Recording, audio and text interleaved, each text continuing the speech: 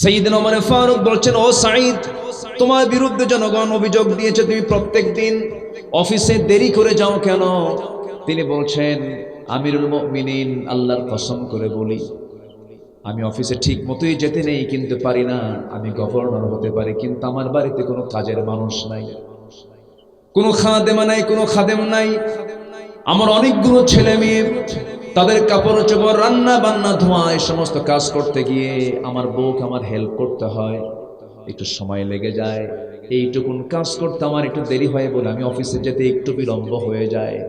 ওমর ফারুক শুনলেন, মাথা নিচু করলেন, কোনো জবাব দিলেন না।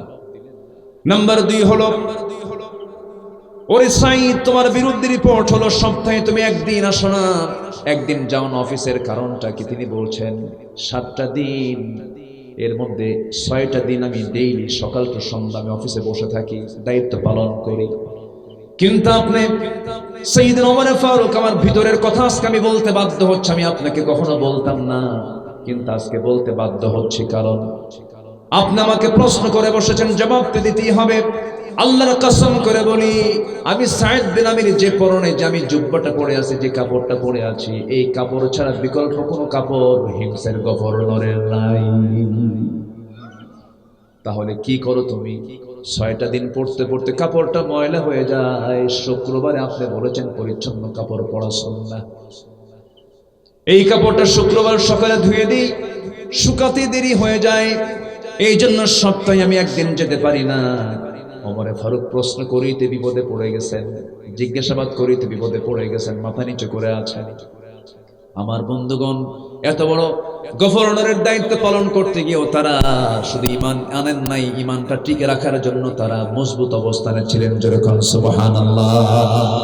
তাদের পা পিছলে গেছে, তাদের পা পিছলে যায়। নাম্বার 3 হলো, সন্ধ্যার পর জনগণ যখন আপনার সঙ্গে দেখা করতে যায়, তোমার সঙ্গে দেখা করতে যায়, তুমি তাদেরকে পাত্তা দাও না, জনগণের কোনো কথায় তুমি মনোযোগ দাও না, কথা শোনো না কেন? এর কারণটা কি? তিনি বলছেন, আমিরুল মুমিনিন, সারাটা দিন জনগণের পিছনে আমি থাকি, জনগণকে সময় দেই।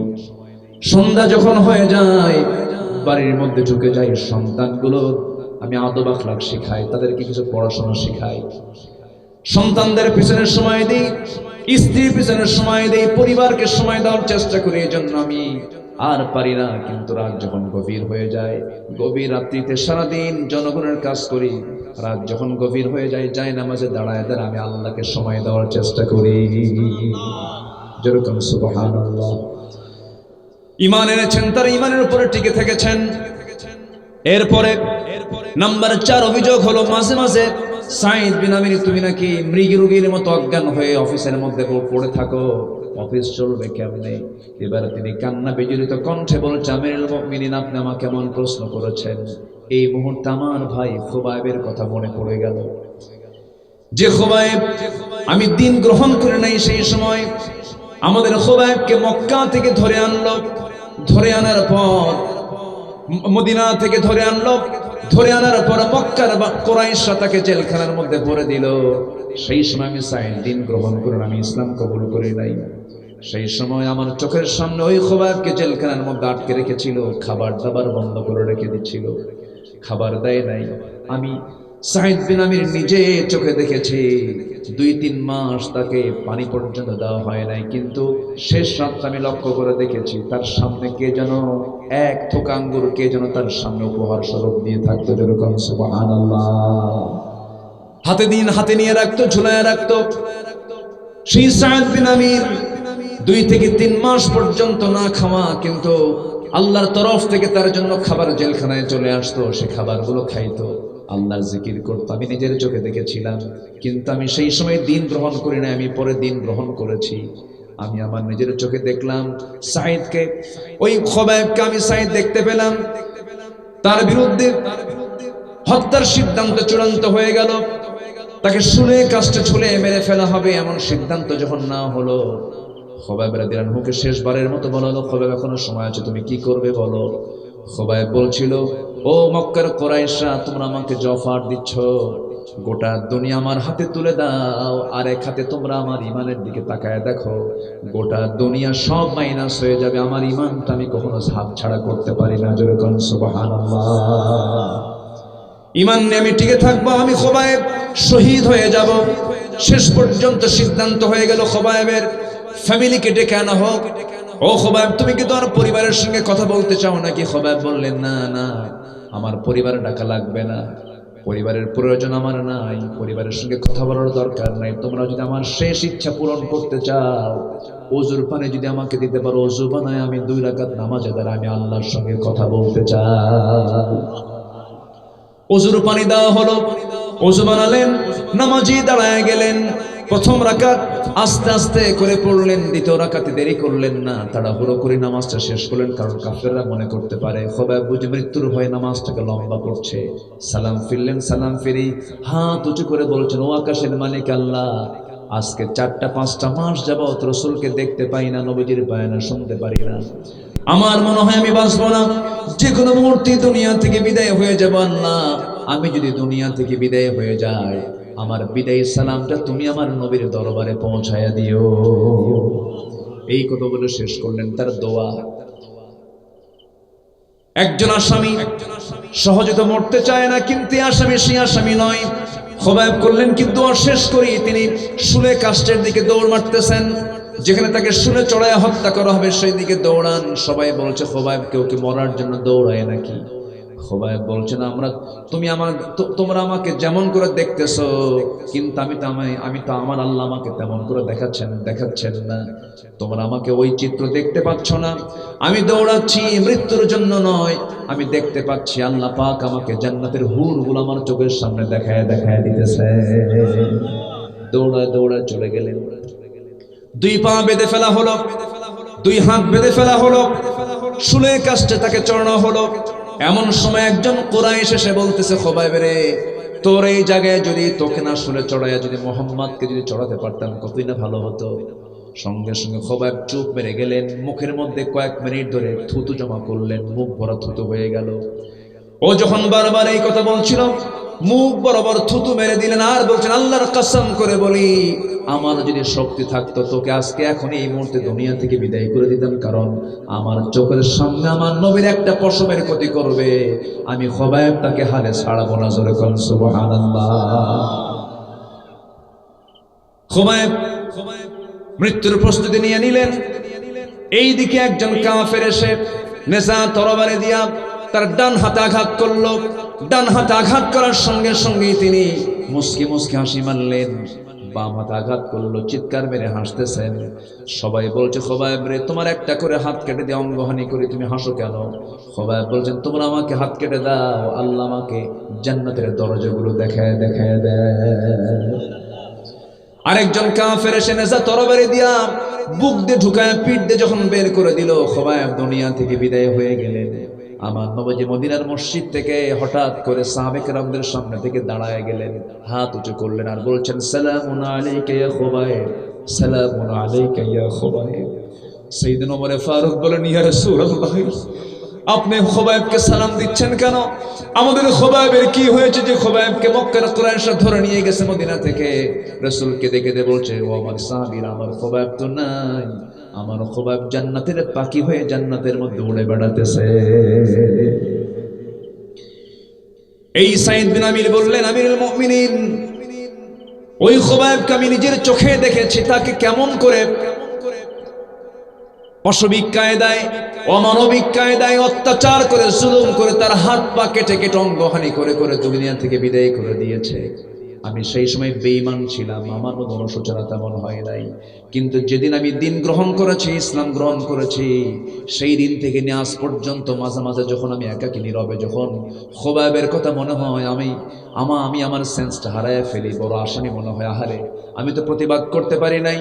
ওই কথা যখন মনে হয়ে যায়, সেই সময় আমি মৃগী রোগীর মতো অজ্ঞান হয়ে জমিনে পড়ে থাকি। এই জন্য মাঝে মাঝে আমি অফিসে সেন্সলেস হয়ে যাই। ওমরে ফারুক সঙ্গে সঙ্গে গভর্নরকে বুকের সঙ্গে জড়িয়ে রেখে বলছে, ও হিমসের গভর্নর, আমার সাইদ বিন আমির গভর্নর পরিবর্তন করলাম না তোমাকে, হিমসা আবার তোমাকে ওই গভর্নরের পদে তোমাকে অধিষ্ঠিত করলাম। জোরে বলেন সুবহানাল্লাহ।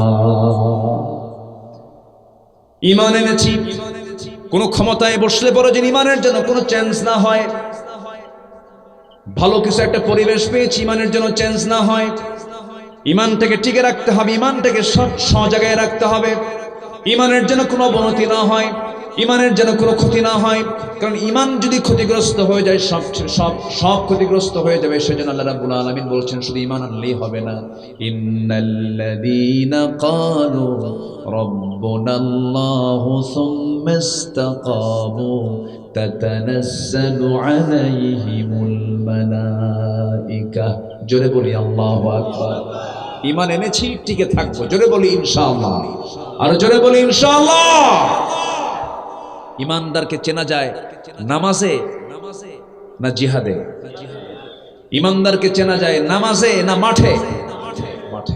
নামাজে মুনাফিকও যায়, নামাজে মুনাফিকও যায়। নামাজ এর মানে যে নামাজের অবহেলা নয়, নামাজ তো পড়বই আমরা। নামাজ পড়তে হবে কয় ওয়াক্ত বলেন?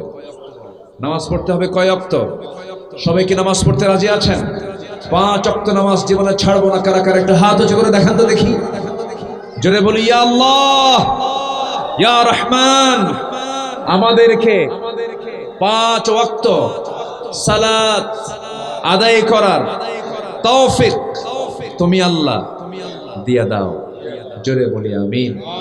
আরো জোরে আমিন, আরো জোরে আমিন। আমাদের চরিত্রকে সুন্দর করব। জোরে বলি ইনশাআল্লাহ। ঈমানদাররা তাদের মুখে বাস রাখেন। ঈমানদাররা তাদের মুখে কেন এই জাতীয় দুর্গন্ধ ঢুকাবে বলেন? আমার বুকটা ফেটে যায় জানেন। আমার নবীজি যখন দুনিয়া থেকে বিদায় নেন, সর্বশেষ তার কাজ ছিল হলো উনি মেসওয়াক করে দুনিয়া থেকে বিদায় নিয়েছেন। কেন জানেন? যে মুখে আমি আল্লাহর নাম নেব সেই মুখটাকে আমি দুর্গন্ধ রাখবো কেন? আস্তে কোন কেন? ঠিক তো বলেন, ঠিক তো কিছুই নাই। একটা খায় আবার টান মারে, সারাদিন চলছে। মনে হয় তার পৃথিবীতে আসার উদ্দেশ্যই হলো বিড়ি খাওয়া। আছে না নাই? ওইদিকে পান যিনি খান, ওরে বাপরে বাপ, আপনি 2-3টা খান, 3 বেলা খাবার পরে আপনি পান খেলেন, সমস্যা নাই। কিন্তু একসাথে সারাদিনে 24 ঘন্টায় 60-70টা পান খাবেন, এটা কেমন কথা? ঘুম থেকে উঠেও পান খায়। পান খান সমস্যা নেই, পান গাছের রস ভালো, পাতা সমস্যা নাই। পানের সাথে আবার হাকিমপুরি রহমতুল্লাহ আলাইহি কেন? ওয়ালা তুলকু বিআইদিকুম ইলা তাহলুকা, নিজকে তুমি ধ্বংসের দিকে ঠেলে দিও না। কার কথা? আস্তে বলবেন না, কার কথা? আমাদের আব্বা একটা দোয়া করেছিলেন, সেই দোয়াটা কোরআনে এখনো আছে। আমাদের আব্বাকে বলেন তো, বলেন। এই দোয়াটা আমাদের আব্বার দোয়া। সবাই বলুন, রব্বানা যালামনা আনফুসানা ওয়া ইল্লাম তাগফির লানা ওয়া তারহামনা লানাকুনান্না মিনাল খাসিরিন। আল্লাহ, নফসের উপরে জুলুম করেছি, মাফ করে দাও। তুমি যদি না মাফ করো বড় ক্ষতিগ্রস্ত হয়ে যাব। এই জন্য ইমানদারের ঈমানকে নষ্ট করার জন্য শয়তান নেশা দিয়ে ভর করে, জেনা দিয়ে ভর করে, সুদ দিয়ে ভর করে। সুদ বান্দার মধ্যে ঢুকায় দিতে চায়, জেনা ঢুকায় দিতে চায়, মদ ঢুকায় দিতে চায়, নেশা ঢুকায় দিতে চায়। এই সমস্ত কাজ থেকে আমাকে আপনাকে দূরে থাকার চেষ্টা করতে হবে। যুব সমাজকে ধ্বংস করার জন্য কত মাধ্যম আজকে খুলে দেওয়া হয়েছে। মোবাইল কিনে দিবেন, মোবাইলেও জুয়া খেলে। আছে না, আছে না, আছে না, আছে না? ধ্বংস হয়ে যাচ্ছে সবার জীবনগুলো। আমরা আদর্শিকভাবে যদি পরাজিত হয়ে যাই, সব শেষ হয়ে যাবে। এই জন্য আদর্শকে টিকে রাখতে হবে, ইসলামকে লালন করতে হবে, ইসলামকে পালন করতে হবে, প্র্যাকটিস করতে হবে। আল্লাহ রাব্বুল আলামিন বান্দাকে বলছেন, বান্দারে, আমার প্রিয় বান্দা যদি হতে চাও, আমার কথাগুলো শোনো। গোটা কোরআন থেকে আমি খুঁজে খুঁজে বের করেছি 15টা কাজ। 15টা কাজ আল্লাহর কাছে খুবই প্রিয়। 15টা কাজ যে বান্দা করবে, আল্লাহ বলছেন আমি তাকে আমার প্রিয় বান্দাদের শামিল করে নেব। জোরে বলি সুবহানাল্লাহ। নাম্বার 1 হলো জীবনে শুধু দুজনের আনুগত্য করতে হবে। এক নাম্বার হচ্ছেন আমার আল্লাহ রাব্বুল আলামিন নিজে, আরেকজন হচ্ছেন মুহাম্মদ সাল্লাল্লাহু আলাইহি ওয়াসাল্লাম। মূল আনুগত্য কয়জনের? কয়জনের বলেন? এরপরে আমি যখন কোন নেতার আনুগত্য করতে যাব তখন খুঁজবো এই নেতার মধ্যে নবীর গুণ আছে নাকি, নবীর পন্থা আছে নাকি, নবীর আদর্শ আছে নাকি। হ্যাঁ যদি থাকে ততক্ষণ মানব যতক্ষণ সে নবীর আদর্শ লালন করবে। নবীর আদর্শ নবীর চেতনা লালন না করে যদি কার্ল মার্কসের দিকে যায়, মাও সেদিকের দিকে যায়, এরপরে দুনিয়ার তৈরি করা মতবাদের দিকে যদি চলে যায়, আমি তাকে মানব না। কারণ ফারুদ্দুহু ইলাল্লাহি ওয়া রাসূল, সেই সময় তুমি ঘুরে যাবে আল্লাহ রাসূলের দিকে। জোরে কোন ঠিক কিনা? আল্লাহ রাব্বুল আলামিন বলেন ومن يطع الله والرسول فأولئك مع الذين أنعم الله عليهم من النبيين والصديقين والشهداء والصالحين وحسن أولئك رفيقا جرب الله أكبر আল্লাহ কি অফার দিচ্ছেন দেখেন। আল্লাহ রাব্বুল আলামিন বলছেন যারা আল্লাহ এবং রাসূলের যারা ইত্তেবা করবে, আনুগত্য করবে, তারা জান্নাতের মধ্যে যারা নবী, সিদ্দিকিন, শুহাদা, সালিহিন এই সমস্ত লোকদের সাথী হয়ে যাবে। যেরকম সুবহানাল্লাহ। এই আনুগত্য করলে পরে সে শহীদদের সাথী হবে, নবীদের সাথী হবে। হাসুনা উলাইকা রফিকা, কতই না তাদের উত্তম বন্ধু। আল্লাহু আকবার বলে। আজকে আমরা কার আনুগত্য করছি? বাতিলের নেতৃত্বকে আমরা গ্রহণ করছি। এমন দল করে যে দলের নেতা নিজে নামাজ পড়ে না, তাদের দলীয় কর্মসূচিতেও নামাজের কোনো কর্মসূচি নাই। এরকম দল আমার দেশে আছে না নাই? জনসভার ডাক দেয়, জোহর গেল, আসর গেল, লক্ষ লক্ষ কর্মী গেল তাদের জনসভায়, জোহর নাই, আসর নাই, মাগরিব নাই। তাদের দলীয় কার্যসূচির মধ্যে কোনো নামাজের কোনো কর্মসূচি নাই। যাদের কার্যসূচির মধ্যে নামাজের কর্মসূচি নাই, ওই সমস্ত নেতৃত্বের মুখে আমরা জুতা মারি, থুতু মারি, মানি না। যা আমাকে জাহান্নামে নিয়ে যাবে সেদিকে যাওয়ার দরকার আছে আমার? আমার আসল কাল কোনটা, ইহকাল না পরকাল? আমরা টার্গেট করব কি ইহকাল না পরকাল? পরকাল টার্গেট, দুনিয়াতে চলবে। কিসের টার্গেটে? পরকালকে সুন্দর করার টার্গেট নিয়ে আমাকে চলতে হবে। পরকাল যদি অসুন্দর হয়, দুনিয়া সুন্দর হয়ে লাভ আছে? পরকাল সুন্দর করতে হলে দুনিয়াটা যদি আমি পরকালকে টার্গেট করি, আমার দুনিয়াও সুন্দর হয়ে যাবে। যেরকম সুবহানাল্লাহ। ইসলাম মানে কি অসৌন্দর্য? ইসলাম মানে কি অসচ্ছলতা? ইসলাম মানে কি অস্থিরতা? ইসলাম যেখানে থাকবে সেখানে শান্তি থাকবে। আল্লাহু আকবার বলুন। আমার বন্ধুগণ, ইসলামকে কমপ্লিট মানতে হবে। কিছু মানবো কিছু মানবো না তা হবে না। আল্লাহ রাব্বুল আলামিন বলেন আফাতুমিনুনা বিবা'দিল কিতাবি ওয়া তাকফুরুনা বিবা'দ। কিতাবের কিছু অংশ মানবে, কিছু অংশ মানবে না তা হবে না, তোমাকে পুরোপুরি মানতে হবে। হুকুমটা কার? যদি এমনটা হয়, নামাজ আল্লাহকে মানলে, রোজাতে আল্লাহকে মানলে, সমাজ পরিচালনায় তুমি আল্লাহকে না মেনে দুনিয়ার কোন আইনকে মানলে, কোরআনের আইন না মেনে দুনিয়ার কোন আইনকে মানলে, রাষ্ট্র পরিচালনায় তুমি আল্লাহর আইনকে বাদ দিয়ে অন্য কোন আইনকে গ্রহণ করবে, আল্লাহ বলছেন ইল্লা খিজিয়ুন ফিল হায়াতিদ দুনিয়া, দুনিয়ার জিন্দেগিতে লাঞ্ছিত হবে, আখিরাতে ক্ষতিগ্রস্তদের অন্তর্ভুক্ত হয়ে যাবে। এজন্য আল্লাহ রাব্বুল আলামিন বলছেন বান্দারে, আমি তোকে যে ইসলামটা দিয়েছি, ইসলামটা তোকে কমপ্লিট মানতে হবে। আংশিক মানার নাম মুসলিম নয়, পুরোপুরি মানার নামটাই হলো মুসলমান। কার কথা? আসতে বলবেন না, কার কথা? তাহলে আনুগত্য হবে এক নাম্বার কার? আমাকে বানিয়েছেন কে? আমাকে সৃষ্টি করেছেন কে? আমাকে যেতে হবে কার কাছে? আমার সমস্ত আমলের কর্মকাণ্ডের জবাব দাঁড়িয়ে দাঁড়িয়ে দিতে হবে কার আদালতে? কার আদালতে? সে আদালত আছে না নাই? মালিকি ইয়াউমিদ্দিন, সূরা ফাতিহার 3 নম্বর আয়াত। মালিকি ইয়াউমিদ্দিন, বিচার দিবসের মালিক তিনি কে? আল্লাহ। আসল বিচার তো পড়েই আছে।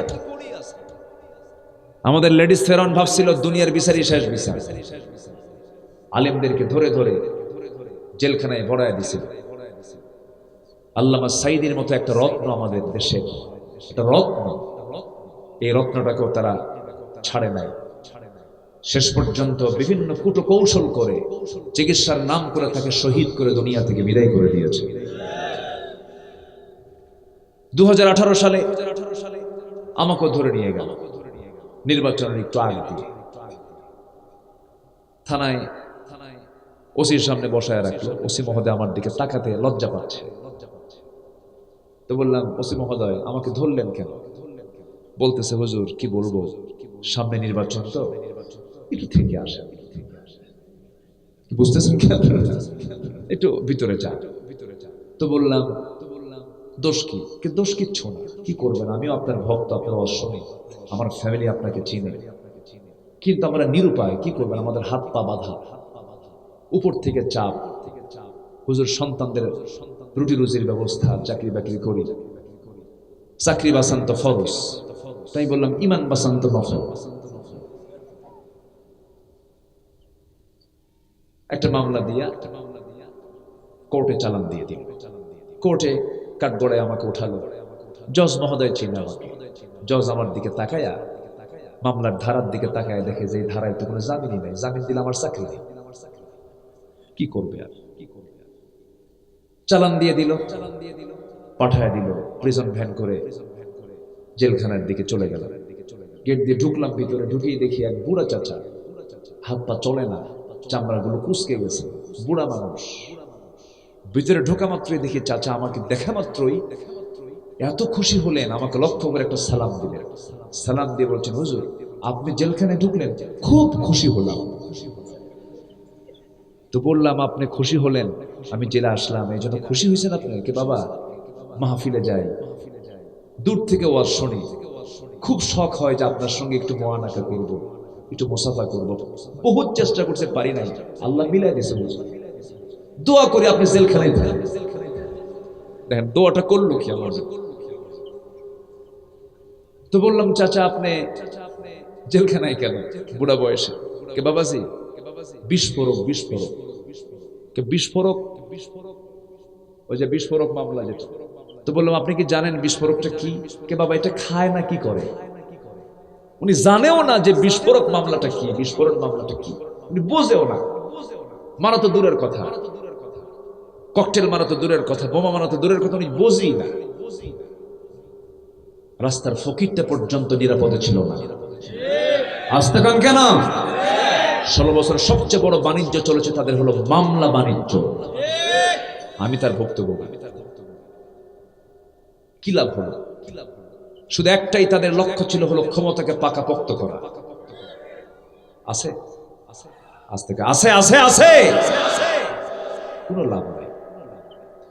এই জন্য সততা নিয়ে আমরা চলবো, আদর্শকে সঠিক রাখবো। জোরে বলি ইনশাআল্লাহ। জুলুম করলে আল্লাহ তাকে ছাড়বেন না। আপনি বইয়ের সঙ্গে জুলুম করেন, আল্লাহ আপনাকে ধরে ফেলবে। প্রতিবেশীর সঙ্গে জুলুম করেন, আল্লাহ আপনাকে ধরে ফেলবে। আপনি আপনার অধীনস্থ কোনো কর্মচারীর সঙ্গে জুলুম করেন, আল্লাহ আপনাকে ধরে ফেলবে। আপনি নেতা কর্মীর সঙ্গে জুলুম করবেন, আল্লাহ আপনাকে ধরে ফেলবে। জুলুম কোথাও জায়েজ, কোথাও জুলুম করা যাবে। বইয়ের প্রতি জুলুম করে এমন স্বামী নাই। আমাকে সেদিন একজন ফোন দিয়ে বলে, হুজুর আমার স্বামী না সকালেও তালাক দেয়, বিকালেও তালাক দেয়, আমি কি আসি না নাই? কি কথা কি বুঝতেছেন আপনারা? জুলুম, এগুলো করা যাবে না। মুসলমানদের লাইফ অফ স্ট্যান্ডার্ড, মুসলমান কখনো জবানকে দুই করবে না, মুসলমান কখনো বাজে বেহুদা কথা বলবে না। মুসলমানদের চরিত্র হবে, আমার নবী চরিত্র শিখিয়েছেন, লাকাদ কানা লাকুম ফি রাসূলিল্লাহি উসওয়াতুন হাসানাহ লিমান কানা ইয়ারজুল্লাহা ওয়াল ইয়াওমাল আখির ওয়া যাকারাল্লাহা কাসীরা। জোরে বলুন আল্লাহু আকবার। আমাদের জন্য আদর্শ আছে না নাই? একজন ব্যক্তি মুহাম্মদ সাল্লাল্লাহু আলাইহি ওয়াসাল্লাম, তার মধ্যে কোন আদর্শ কি অপূর্ণ ছিল নাকি? তিনি আমার জন্য মডেল। কোন দিক থেকে আপনি তার জীবনটা নেবেন, কোন দিক থেকে আপনি নিতে চান, সব দিক এবং বিভাগ পূর্ণ করে দিয়েছেন মহান রব্বুল আলামিন নিজে। নুন ওয়াল কলমি ওয়া মা ইয়াসতুরুনা মা আনতা বিনি'মাতি রাব্বিকা বিমাজনুন ওয়া ইন্না লাকা লাআজরান গায়রা মামনুন ওয়া ইন্নাকা লাআলা খুলুকিন আযীম। জোরে বলুন আল্লাহু আকবার। নবী আপনাকে যে যা বলে বলুক, আপনাকে পাগল বলছে আপনি পাত্তা দিবেন না, আপনাকে জাদুঘর বলতেছে আপনি পাত্তা দিবেন না, আপনাকে জিনের আসরগ্রস্ত বলছে আপনি পাত্তা দিবেন না, আপনাকে লেজ কাটা বলছে আপনি পাত্তা দিবেন না। আমি আপনাকে নিজে আমার তরফ থেকে আমি আপনাকে খেতাব দিচ্ছি, আপনি হলেন সুমহান চরিত্রের অধিকারী। জোরে করুন সুবহানাল্লাহ। আমার নবীর সবচেয়ে বড় অস্ত্র ছিল হলো সুন্দর চরিত্র। সাহাবীদের জীবনের সবচেয়ে বড় অস্ত্র ছিল হলো সুন্দর চরিত্র। শুধু যদি আমরা সুন্দর চরিত্র নিয়ে জাতি গঠনে যদি দাঁড়াতে পারি, গোটা পৃথিবীর মডেল রাষ্ট্র হবে বাংলাদেশ। কিন্তু আমরা আদর্শিকভাবে আমরা এখনো ভালো হতে পারিনি। প্রতিবেশীর হক আমরা আদায় করি না। প্রতিবেশী রাস্তা নাই, আমার বাড়ির পিছনে তার বাড়ি, একটু গন্ডগোল লাগলেই রাস্তার ভিতরে খোঁটা মারি। খোঁটা মারা তো মনে হয় কুষ্টিয়াতে নাই, খোঁটা মারা আছে নাকি? খোঁটা মারা। হিংসা থাকা যাবে না। قال إياكم في الحسد فإن الحسد يأكل الحسنات كما تأكل النار الحطب।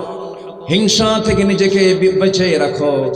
হিংসা মানুষের সমস্ত আমলকে শেষ করে দেয়, যেমন করে আগুন কাঠখণ্ডকে জ্বলে ভস্ম করে দেয়, ঠিক তেমনি হিংসা সমস্ত আমলগুলোকে শেষ করে দেয়। হিংসা থাকবে যার, সে কখনো সুস্থ থাকবে না। হিংসা যার মধ্যে লালন হবে, সে নিজেও কোনোদিন স্বস্তির নিঃশ্বাস ফেলতে পারবে না। হিংসা মুক্ত জীবন আমরা গড়ব, অহংকার মুক্ত জীবন আমরা গড়ব। সুন্দর ফ্রেশ মাইন্ড নিয়ে, সুন্দর ফ্রেশ চিন্তা নিয়ে সামনে আমরা চলবো। হিংসা করব তো আমার সব শেষ হয়ে যাবে। জমি কিনে একজন ঘুম হয় না আরেকজনের, আছে না? জমি কিনছে, সারা রাত ধরে খেলে মাথা থাপড়ে, হাই রে কাম করছে কি, কি কথা আছে কিনা বলেন? অন্যের সম্পদে, অন্যের উন্নতিতে যদি আপনার আপনি ঠিক না থাকতে পারেন, আপনার ভিতরে যদি হিংসা হয়, আপনার মধ্যে ঈমানের ক্যান্সার ঢুকে গেছে। কিসের ক্যান্সার? ঈমানের ক্যান্সার। এগুলো হচ্ছে হিংসা। একটা গল্প মনে পড়লো, এক বেচারি আগের যুগে তো ঘোড়ায় চড়ে বিয়ে করতো। তো গ্রামের এক মুরব্বীর ঘোড়া ছিল, তার কাছে গিয়ে বলছে, চাচা আমার তো অমুক দিন বিয়া, ঘোড়াটা দেওয়া যাবে কি? তোর আমি ঘোড়া দেবো না, যা। মানে একটু হয়তো রাগারাগি ছিল, তোর আমি ঘোড়া দেবো না, যা। তো কদরের রাত্রে গিয়ে, মানে পরে আবার কদরের রাত আসছে, জাস্ট কথাটা রূপক ভাবে বলছি, কদরের রাত্রে গিয়ে সে দোয়া করতেছে, আল্লাহ তোমার কাছে আজকের এই কদরের রাত্রিতে আমার কিচ্ছু চাওয়া নাই, আমার ব্যক্তিগত কোনো চাওয়া নাই, শুধু একটাই চাওয়া, সেটা হলো বুড়ার যেন ঘোড়া মরে। বুড়ার কি মরে? ঘোড়া মরে। এই দোয়া করে বাড়িতে আসা মাত্রই মায়ের চোখে পানি। এখন বলুন, মা তুমি কান্দো কেন? বাবা আমার চোখে পানি, মনটা খুব খারাপ। কেন, কি হয়েছে? বাবা তোর গরু মরছে। তোর কি মরছে বলেন? গরু মরছে। তাহলে মালাকুল মউতের জন্য দোয়া করছে ঠিকই, কিন্তু মালাকুল মউত ঘোড়ার কাছে না যায়, কার কাছে গেছে? কার গরু? সে দোয়া করছে। হিংসা করে কোনো লাভ হয় না, বরঞ্চ বলবো, আল্লাহ তুমি তাকে দিয়েছো, তার ছেলেকে বড় জ্ঞানী বানিয়েছো, তার ছেলে বড় অফিসার হয়ে গেছে, সে বড় কিছু হয়ে গেছে, আল্লাহ তুমি আমার সন্তানকে বড় করো। ওরে দিয়েছো তুমি, আল্লাহ আমারও দাও, তাহলে তার কোনো সমস্যা হয় না। হিংসা করবো তো সব ধ্বংস হয়ে যাবে। ধ্বংস কে করে দিবেন? ধ্বংস কে করে দিবেন? আল্লাহ করে। সম্মানিত ভাইয়েরা, তাহলে আল্লাহর প্রিয় ভাজন, আল্লাহর প্রিয় বান্দা হওয়ার জন্য 15টা গুণ দরকার। এর মধ্যে 1 নম্বর গুণ আমি বলে ফেলেছি, আনুগত্য হবে দুজনের। মূলত এককে, আরো জোরে কে? নাম্বার 2 হচ্ছে মুহাম্মদ সাল্লাল্লাহু আলাইহি ওয়াসাল্লাম। আমার বন্ধুগণ, নাম্বার 2 হলো আল্লাহর প্রিয় ভাজন হওয়ার জন্য, আল্লাহর প্রিয় বান্দা হওয়ার জন্য নাম্বার 2 যে গুণ অর্জনটা করতে হবে তা হলো নিজের নফসকে শুদ্ধ করতে হবে। প্রবৃত্তির দাসত্ব থেকে নিজেকে বাঁচার চেষ্টা করতে হবে। আল্লাহর ভয় করে নফসের সকল কুপ্রবৃত্তি থেকে বিরত থাকতে হবে। আল্লাহ রাব্বুল আলামিন বলেন, قد أفلح من دساها وقد خاب من دساها। আরেক জায়গায় বলছেন, قد أفلح من تزكى وذكر اسم ربه فصلى بل تؤثرون الحياة الدنيا والآخرة خير وأبقى إن هذا لفي الصحف الأولى صحف إبراهيم وموسى جربنا الله أكبر। কোন বান্দা সফল? যে বান্দা তার নফসের শুদ্ধতা আনতে পেরেছে, নফসকে কন্ট্রোল করতে পেরেছে, নফসের শুদ্ধতা আনতে পেরেছে, নফসের যে সমস্ত রোগগুলো আছে সেই রোগগুলোর ট্রিটমেন্ট যে বান্দা করতে পেরেছে। আমার বন্ধুগণ, এই জন্য নফসকে পরিশুদ্ধ করতে পারলে আমরা সফল হয়ে যাব। কথাগুলো কার? আসতে বলবেন না, কথাগুলো কার? আল্লাহ পাকের। নাম্বার 2 চলে গেল। সময় যেহেতু কম, 15টা গুণ নিয়ে আমি আজকে কথা বলতে চেয়েছি, মুখস্থ রাখবেন। নাম্বার 1 হলো আনুগত্য। নাম্বার 1 কি বলো? আনুগত্য। নাম্বার 2 হলো নফসের শুদ্ধতা, তাজকিয়াতুন নফস, নফসকে পরিশুদ্ধ আমরা করব। মনে থাকবে তো কথাগুলো? মনে থাকবে। নাম্বার 3 হলো কল্যাণময় কর্ম এবং সবর অবলম্বন করতে হবে। ভালো ভালো কাজ করব আমরা, ধৈর্য ধরব আমরা। আল্লাহ রাব্বুল আলামিন সুন্দর করে বলছেন, কুল ইয়া ইবাদিয়াল্লাযীনা আমানু তাকু রাব্বাকুম লিল্লাযীনা আহসানু ফি হাযিহিদ দুনিয়া হাসানাহ ওয়া আরদুল্লাহি ওয়াসিআহ ইন্নামা ইউওয়াফফাস সাবিরুনা আজরাহুম বিগাইরি হিসাব। জোরে বলুন আল্লাহু আকবার। সূরা জুমার আয়াত নাম্বার 10 আল্লাহ রাব্বুল আলামিন বলছেন, বান্দা আমাকে ভয় করো, ভালো ভালো কাজগুলো করো, নেক আমলগুলো করো, আর জেনে রেখে দিও যারা ধৈর্যশীল তাদের জন্য আমি আল্লাহ বিশাল পুরস্কার রেখে দিয়েছি। জোরে বলুন সুবহানাল্লাহ। ধৈর্য একটা বিশাল বড় যোগ্যতা। যে ব্যক্তি ধৈর্যশীল হয় সে সব জায়গায় ফেল করে না, পাস করে। বলেন, ফেল করে না পাস করে? আর বেশি রাগ হলে পাস করে না, ফেল করে। ফেল করে মানে রাগ, রাগ মানেই ফেল, আর ধৈর্য মানে কি? পাস। সমস্ত পয়গম্বররা কেন বিজয়ী হয়েছেন? সমস্ত পয়গম্বরদের বিজয় হওয়ার মূল কারণ হলো তারা ছিলেন এক একজন ধৈর্যের পিরামিড। একটাবারের জন্য তারা ধৈর্যচ্যুতি ঘটান নাই। আদম আলাইহিস সালাম ওই জান্নাত থেকে তাকে যখন দুনিয়াতে যখন পাঠিয়ে দেওয়া হলো, হাওয়া আলাইহিস সালাম এবং আব্বাজান আদম আলাইহিস সালাম দুইজনই দুনিয়াতে নামলেন। এত বড় পরীক্ষার মধ্যে পড়ে গেছেন, কাঁদতে কাঁদতে চোখের কোনা পর্যন্ত ঘাড় মতো হয়ে গেছে, এত চোখের পানি। এত দোয়া করেছেন, আল্লাহর কাছে প্রার্থনা করে করে করে করে আল্লাহর দরবারে প্রিয়ভাজন হয়েছেন। যে চোখটা আল্লাহর ভয়ে কাঁদে সেই চোখ কখনো জাহান্নামে যাবে না। যেরকম সুবহানাল্লাহ। আমাদের আব্বার চোখটা হাসি ছিল না, কান্না ছিল? বলেন বলেন, চোখে কি হাসি ছিল না কান্না ছিল? কান্না বেশি ছিল। ইমানদারদের জীবনে দুনিয়াতে হাসি বেশি না কান্না বেশি? হাসি বেশি না কান্না বেশি? যাদের মধ্যে কান্নার পরিমাণটা বেশি তারা জান্নাতে হাসবে বেশি। জান্নাতে হাসবে বেশি। দুনিয়াটা কান্নার জায়গা। দুনিয়া মূলত ইমানদারদের জন্য বড় কঠিন জায়গা। এই দুনিয়াতে আমরা কাঁদবো, আখিরাতে তার মূল্য নিয়ে নেব। আল্লাহ পাক বলেছেন, আমার পছন্দের বান্দা কারা? ওয়াল্লাযীনা ইয়াবিতুনা লিরাব্বিহিম সুজদান ওয়া কিয়ামা والذين يقولون ربنا اصرف عنا عذاب جهنم إن عذابها كان غراما إنها ساءت مستقرا ومقاما জোরে বলুন আল্লাহু আকবার। ইমানদাররা রাত যখন গভীর হয়ে যায় সবাই ঘুমের সাগরে হাবুডুবু খায়, ইমানদারের ঘুম ধরে না। ইমানদার সেজদায় পড়ে পড়ে ডুকরে ডুকরে কান্দে, আল্লাহ জাহান্নাম থেকে আমারে বাঁচায় দাও। জাহান্নাম থেকে আমাকে রেহাই দাও, জাহান্নামটা এত ভয়ঙ্কর, জাহান্নামের মধ্যে বান্দাকে ফেলে দেওয়া হবে, চামড়া পুড়ে যাবে, চামড়াকে আবার চেঞ্জ করে বাদদাল্লাহুম জুলুদা, আবার নতুন করে চামড়া তাকে সাজিয়ে দেওয়া হবে, যেন জাহান্নামের আস্বাদনটা সে যেন ফুল পেয়ে যায়। এত ভয়ঙ্কর জাহান্নাম কি আমরা কখনো গ্রহণ করতে পারবো না। আল্লাহ তুমি আমাকে জাহান্নাম থেকে বাঁচায় দাও। রাত জেগে জেগে সেজদায় পড়ে পড়ে ইমানদার বান্দারা কাঁদবে, তাদের মুখে হাসির পরিমাণটা খুব কম থাকবে। দুনিয়াকে তারা খুব সংক্ষিপ্ত একটা সফরের মতো মনে করবে, যে কোনো মুহূর্তে চলে যাব, যে কোনো সময়ে চলে যাব। এই চিন্তা লালন থাকবে যার মধ্যে, সেই বান্দারা দ্বারা কখনো আদর্শের পতন ঘটতে পারে না।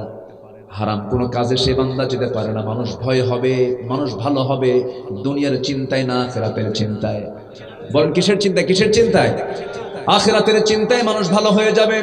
আল্লাহর ভয় বান্দার মধ্যে যদি ইস্তেকামাত হয়ে যায়, সেই সময় বান্দাটা ভালো হয়ে যাবে। জাহান্নামটা তো ভয়ঙ্কর। এই যে সূর্য পৃথিবী থেকে আমরা দেখতে পাই একটা প্লেটের মতো, সূর্য শুধু প্লেটের মতো নয়, সূর্যটা এত বড়, গোটা পৃথিবী থেকে সূর্যটা 13 লক্ষ গুণ বড়। এত বড় সূর্য, ওই সূর্য থেকে আবার কিছু কিছু তারকা আছে, যে তারকাগুলো পৃথিবী থেকে এত গুণ বড় যে সূর্যের চাইতেও 30 কোটি গুণ বড় কিছু কিছু তারকা আছে। আড্ডা নামক একটা তারকা আছে, এরপরে বহু তারকা আছে। ওই দিকে আমি যাচ্ছি না। এই বিশাল জগৎ, এই নবমণ্ডলের জগৎ আশ্চর্যের একটা জায়গা। ছোটবেলায় আগে শুনতাম, আমি যখন শুনতে পেতাম, আব্বাকে প্রশ্ন করতাম, আব্বা আমাকে জবাব দিতেন। আমি যখন আলেমরা বলতেন সর্বনিম্ন জান্নাত হবে 10টা পৃথিবীর মতো একটা জান্নাত, মনে মনে ভাবতেন এতগুলো জায়গা আল্লাহর কোথায় আছে। কিন্তু বড় হয়ে যখন দেখলাম এই বিশাল নবমণ্ডল কত জায়গা পড়ে আছে, যেরকম সুবহানাল্লাহ। পৃথিবীর সবচেয়ে নিকটতম যে তারকা সেটা হলো প্রক্সিমা সেন্ট্রাই। প্রক্সিমা সেন্ট্রাই যদি কেউ এই দুনিয়া থেকে যেতে চায়, অ্যাপোলো 11 নামক একটা দ্রুতগামী একটা বাহন আছে, সেটা হচ্ছে নভোযান। শুধু মানে নভমণ্ডলে যাওয়ার জন্য এই সমস্ত যানগুলো ইউজ হয়, যার ঘন্টার গতি হলো 39,000 কিলোমিটার। এই গতিতেও যদি চলে যায়, ওই পৃথিবীর সবচেয়ে নিকটবর্তী তারকা প্রক্সিমা সেন্ট্রাই যেতে তার সময় লেগে যাবে 1,15,000 বছর মাত্র। যাবেন কারা কারা? হাত তোলেন। যেতে পারবেন? কেমনে যাবেন? বাঁচবেন কয়দিন? যাবেন কখন? এই বিশাল আকাশের মালিক তিনি কে? আসতে বলবেন না, তিনি কে? এই বিশাল পৃথিবীর মাঝে সামান্য একটা এরিয়ার একটু মন্ত্রী হইলে, আর একটা রাষ্ট্রপতি হলে, একটা ক্ষমতা পাইলে, চেয়ার পাইলে বুঝায় কি হলু রে, কিচ্ছু হওয়া নাই, দিল্লি গিয়ে বসে আছে। অহংকার কার? অহংকার একমাত্র কে দেখাবেন? আল্লাহ দেখাবেন। বান্দার কোন অহংকার থাকতে পারে না। অহংকার একমাত্র দেখানোর যোগ্যতা আমার আল্লাহ তাআলার আছে, যার কোনো অসুখ হয় না। আমাদের অসুখ হয় না? আজ থেকে অসুখ হয় না? অসুখ হয় না? অসুখ হয়, অসুস্থ হয়ে যায়, রোগাক্রান্ত হয়ে যায়। আমরা কত অসহায় আমরা, সম্মানিত ভাইয়েরা।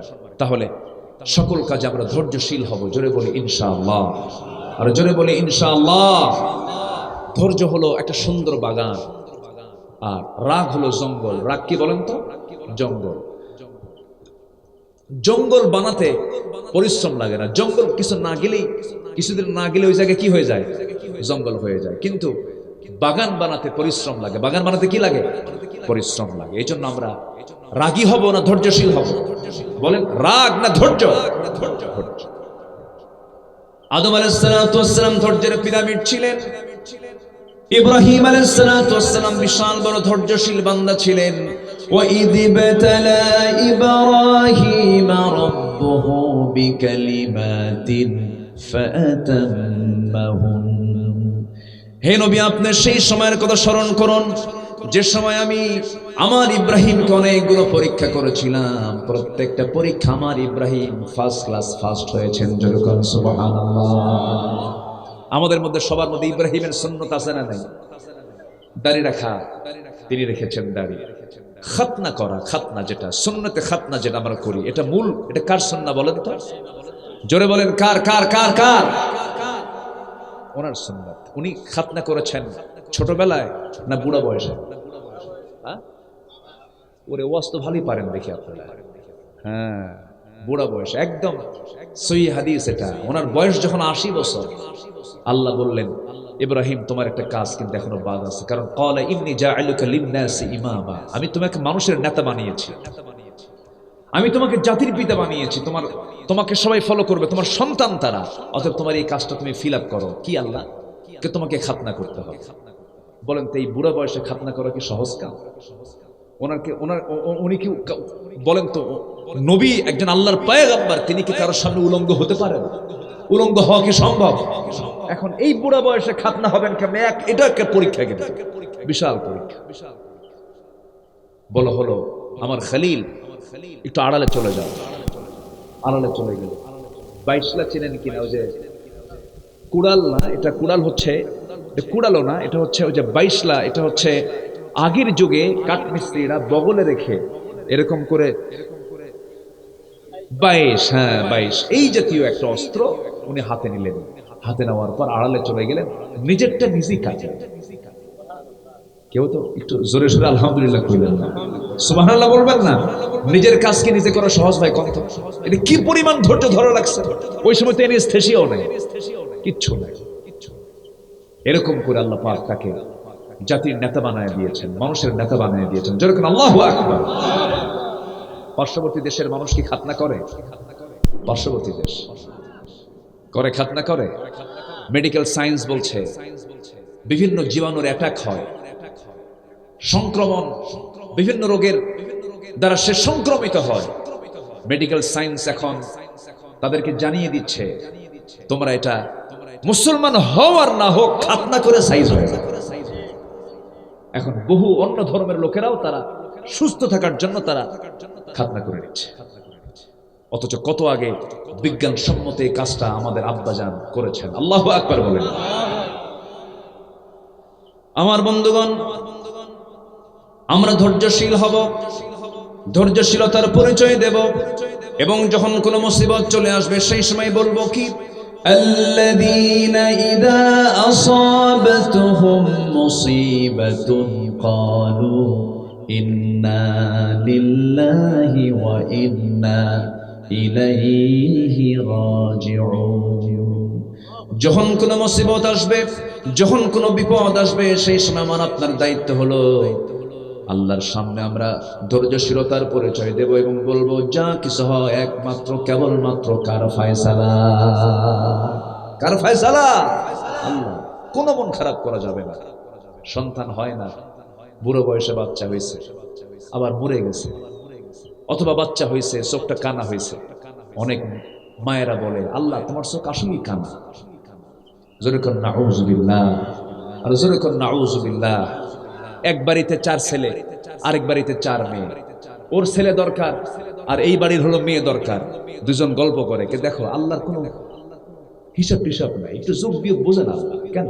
তোমার দুইটা আমারে দিয়া, আমার দুইটা তোমারে দিলে তো হিসাবটা মিলে যেত। দেখেন কি হিসাব করে, দেখেন আসলে হিসাব কার কাছে? আসতে কবে না, আসলে হিসাব কার কাছে? আল্লাহর কাছে। আল্লাহ যাকে চান ছেলে দেন, যাকে চান মেয়ে দেন, যাকে চান কিচ্ছু দেন না। আল্লাহ তাআলা কাউকে কাউকে বন্ধা করে রাখেন। সম্পূর্ণ সিদ্ধান্ত ফয়সালা কার? আল্লাহ।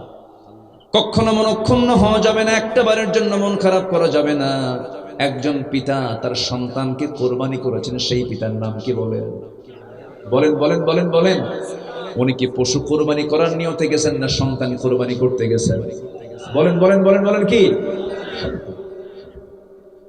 কম ধৈর্য? কম ধৈর্য না, অনেক বিশাল ধৈর্যের পরিচয়। ইতিহাস আমরা জানি, কিন্তু ইতিহাসকে আমরা মনে রাখি না, এটাকে ট্রিট করি না, এটাকে আমরা বাস্তবে এটাকে আমার জীবনের সঙ্গে মিলাই না। আমার মিলাই না। আমি চেষ্টা করলে যদি সফরের সুযোগ পাই মক্কার মদিনায় চলে যাই। সাফা মারোয় দৌড়াচ্ছিলাম, সাফা মারোয় এই তো কয়েকদিন আগে সাই করতে নেই, ওমরার কাজ সাই করা, দৌড়াচ্ছি। আর হাজেরার কথা মনে হচ্ছে, হাজেরা কি পরীক্ষায় পড়ছে, কেউ নাই পাশে, শুধু স্বামীকে বললেন যে আপনি যে আমাকে এখানে রেখে গেলেন, এটা কি আল্লাহর হুকুম? হ্যাঁ, এটা আল্লাহর হুকুম, যা, আমার আল্লাহ আমার জন্য যথেষ্ট। সুবহানাল্লাহ বলবেন না? আর আমার আপনার বউ হলে, তুমি আমারে থুইয়া যাও, হ্যাঁ, তোমারও থাকা লাগবে নাকি, ঠিক কিনা? তোমারও থাকা লাগবে। হাজেরা তো সেই হাজেরা না, হাজেরার স্মৃতিকে কিয়ামত পর্যন্ত মানুষ ওই সাইর মধ্য দিয়ে স্মরণ করবে। আল্লাহু আকবার বলেন। কি ধৈর্য, চিন্তা করে দেখেন, কি ধৈর্য। দু একজন করে ওঠে, আমি তো ভয় পাচ্ছি যে দৌড় মারেন কিনা আপনারা। বসে আছেন তো সবাই, থাকবেন তো, থাকবেন তো ইনশাআল্লাহ, থাকেন। অনেক সুন্দর মানুষ আপনারা, বলি আলহামদুলিল্লাহ। আল্লাহ পাক তাদের সম্মান সবচেয়ে বাড়ায়া দিয়েছেন যারা ধৈর্যশীল ছিল। সবর সবর সবর, ধৈর্য সব জায়গায়। দাম্পত্যময় জীবন চালাতে গিয়ে কত বিপদ আপদ আসে, ব্যবসা বাণিজ্য করতে গিয়ে কত বিপদ আপদ আসে, সব জায়গায় ধৈর্যের পরিচয় দিতে হবে না? বলেন, ধৈর্যের পরিচয় দিতে হবে না? ধৈর্যশীল হব আমরা। আল্লাহ কবুল করুন, জোরে বলি আমিন। আমার বন্ধুগণ, নাম্বার 3 চলে গেল, মনে আছে কিনা? নাম্বার 1 হলো আনুগত্য, নাম্বার 2টা বলেন কি? নফসের শুদ্ধতা, তাসকিয়াতুন নফস। আনুগত্য হচ্ছে 1 নাম্বার কার? নাম্বার 2 মুহাম্মদ সাল্লাল্লাহু। এরপরে নাম্বার 2 হলো নফসের শুদ্ধতা আনতে হবে, নফসকে হিংসা মুক্ত রাখতে হবে, নফসকে রোগ মুক্ত রাখতে হবে। নাম্বার 3 হলো সবর, ধৈর্যশীল আমরা হব। নাম্বার 4 হলো অবিচল থাকতে হবে, টিকে থাকতে হবে। ঈমান এনেছি, ঈমান থেকে চুল পরিমাণ অন্যদিকে নড়া যাবে না। অবিচল থাকতে হবে। ঈমান এনে বেঈমান হয়ে গেছে, আমার নবীর যুগেও ছিল। মক্কায় রাসূলের হাতে কালেমা পড়ে আবিসিনি চলে গেছে, খ্রিস্টান হয়ে গেছে, বেঈমান হয়ে দুনিয়া থেকে বিদায় নিয়েছে। ঈমান আনা সহজ, কিন্তু ঈমান টিকে রাখা কঠিন। ঈমানটাকে টিকে রাখতে হবে। আল্লাহ রাব্বুল আলামিন বলেন, ইন্নাল্লাযীনা ক্বালু রাব্বুনাল্লাহু সুম্মা ইসতাকামু তাতানাজ্জালু আলাইহিমুল মালায়েকা আল্লা তাখাফু ওয়া লা তাহজানু ওয়া আবশিরু বিল জান্নাতিল্লাতী কুনতুম তুআদুন। জোরে বলুন আল্লাহু আকবার। ঈমান যারা আনবে এবং ঈমানের উপরে যারা টিকে থাকবে, তাদেরকে আমি আল্লাহ জান্নাত দিয়ে দেব। ঈমান হারা হওয়া যাবে না। ঈমান এনেছি, মজবুতি নিয়ে থাকতে হবে, টাকার বিনিময়ে বিক্রি হওয়া যাবে না। নেতৃত্বের চেয়ার পাওয়ার লোভে ঈমানকে বিক্রি করা যাবে না। আমার দেশে এমন ঈমানদার আছে, একটা বিড়ির প্যাকেটের কাছে ঈমান বেচে শেষ করে দেয়। আছে কিনা? আছে কিনা? একটা ঈমানের একটা বিড়ির প্যাকেট পাইছে, ঈমান বেচে শেষ। না, এগুলো করা যাবে না। ঈমানকে আমরা লালন করব, ঈমানের আমরা যত্ন নেব। জোরে বলি ইনশাআল্লাহ, আর জোরে বলি ইনশাআল্লাহ। ক্ষমতার মসনদে বসেও তারা ক্ষমতা লিপ্সার পরিচয় না দিয়ে ঈমানকে তারা লালন করেছেন। এমন বহু খলিফা, বহু শাসক এই পৃথিবীতে এসেছিলেন। তাদের মধ্যে অন্যতম একজন হচ্ছেন ওমর বিন খাত্তাব রাদিয়াল্লাহু তাআলা আনহু। জোরে বলি আল্লাহু আকবার। ঈমানটাকে টিকে রাখতে গিয়ে কত স্যাক্রিফাইস তারা করেছেন। তার শাসন আমলের একজন গভর্নরের কথা আমার এই মুহূর্তে মনে পড়ল। হিমসের এক গভর্নর, তার বিরুদ্ধে রিপোর্ট করেছে জনগণ। মদিনার মসজিদে এসে সাইয়েদনা ওমর ফারুককে বলছেন, এমন গভর্নর পাঠালেন যে গভর্নর আমাদের কোনো তদারকি করে না, কোনো খোঁজ খবর নেয় না। এই গভর্নরকে চেঞ্জ করে দেন, আমরা নতুন গভর্নর চাই। কি কি অপরাধ তার বলো তো, কি কি তোমরা অভিযোগ করছো বলো তো। জনগণ বলে ফেলল, আমিরুল মুমিনিন, আমাদের যে গভর্নর আপনি পাঠিয়েছেন, সেই গভর্নরের মোটামুটি 4টা দোষ আমরা খুঁজে পেয়েছি। নাম্বার 1 হলো প্রত্যেক দিন অফিসে দেরি করে আসে। নাম্বার 2 হলো সপ্তাহে একদিন আসেন না। নাম্বার 3 হলো সন্ধ্যার পর আমরা তার কাছে গিয়ে যদি কথা বলতে চাই কথা বলেন না। নাম্বার 4 হলো মাঝে মাঝে অফিসে বসে মৃগী রোগীর মতো অজ্ঞান হয়ে পড়ে থাকে। এই 4টা অভিযোগ আপনাকে দিয়ে গেলাম। ওমরে ফারুক শুনলেন আর বললেন, ঠিক আছে যাও, আমি গভর্নরকে ডেকে পাঠাচ্ছি। তলব করলেন তিনি হিমসের গভর্নরকে বললেন, তাড়াহুড়ো করে তুমি চলে আসো, তোমার সঙ্গে আমার জরুরি বৈঠক আছে। চলে আসলেন। ওমরে ফারুক তাকে ডাক দিয়ে বলছেন, ও হিমসের গভর্নর সাঈদ বিন আমির, তোমার বিরুদ্ধে জনগণ 4টা অভিযোগ দিয়েছে।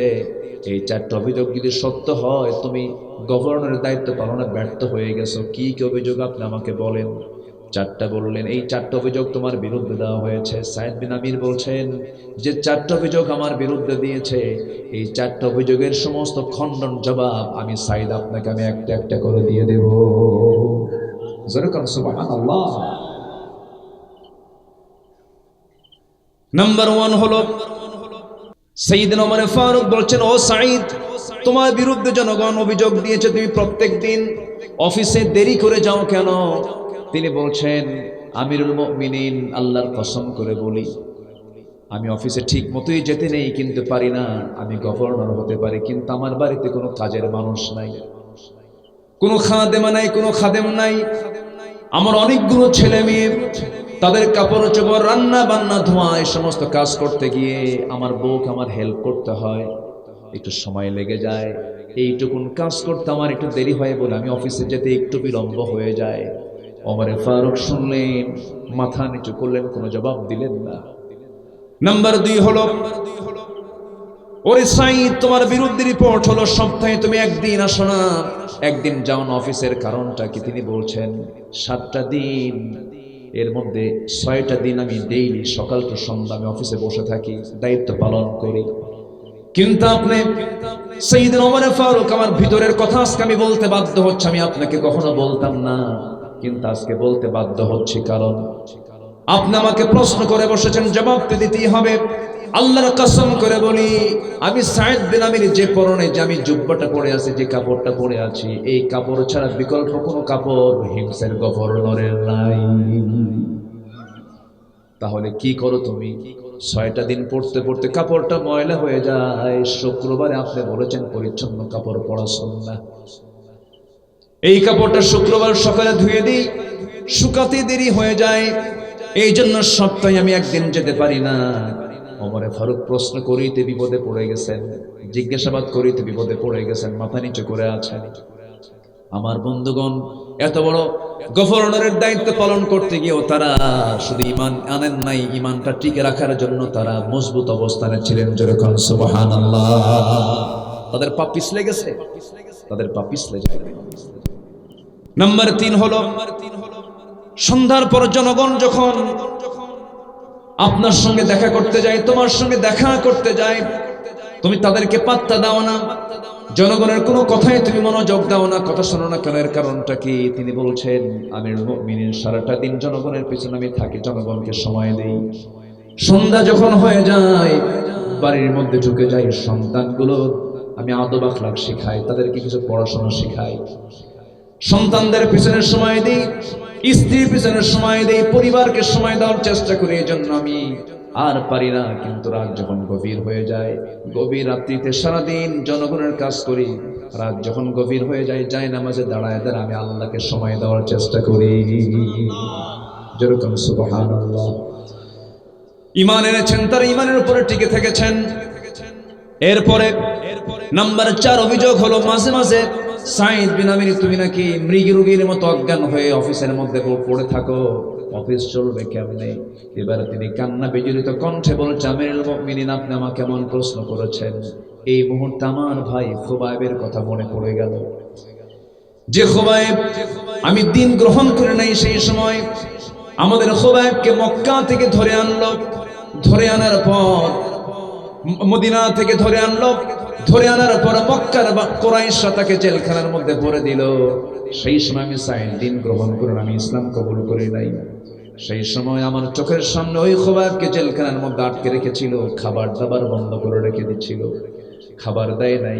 আমি সাঈদ বিন আমির নিজে চোখে দেখেছি, 2-3 মাস তাকে পানি পর্যন্ত দেওয়া হয় নাই। কিন্তু শেষ রাতটা আমি লক্ষ্য করে দেখেছি, তার সামনে কে যেন এক থোকা আঙ্গুর কে যেন তার সামনে উপহার স্বরূপ দিয়ে থাকতো, যেরকম সুবহানাল্লাহ। হাতে নিয়ে রাখতো, ঝুলায় রাখতো। সেই সাঈদ বিন আমির 2 থেকে 3 মাস পর্যন্ত না খাওয়া, কিন্তু আল্লাহর তরফ থেকে তার জন্য খাবার জেলখানায় চলে আসতো। সে খাবারগুলো খাইতো, আল্লাহর জিকির করতো। আমি নিজের চোখে দেখেছিলাম, কিন্তু আমি সেই সময় দিন গ্রহণ করি না, আমি পরে দিন গ্রহণ করেছি। আমি আমার নিজের চোখে দেখলাম সাঈদকে, ওই খোবাইবকে আমি সাঈদ দেখতে পেলাম। তার বিরুদ্ধে হত্যার সিদ্ধান্ত চূড়ান্ত হয়ে গেল। তাকে শুলে কাস্টে ছুলে মেরে ফেলা হবে এমন সিদ্ধান্ত যখন না হলো, খোবাইব রাদিয়াল্লাহু আনহুকে শেষবারের মতো বলা হলো, খোবাইব এখনো সময় আছে, তুমি কি করবে বলো।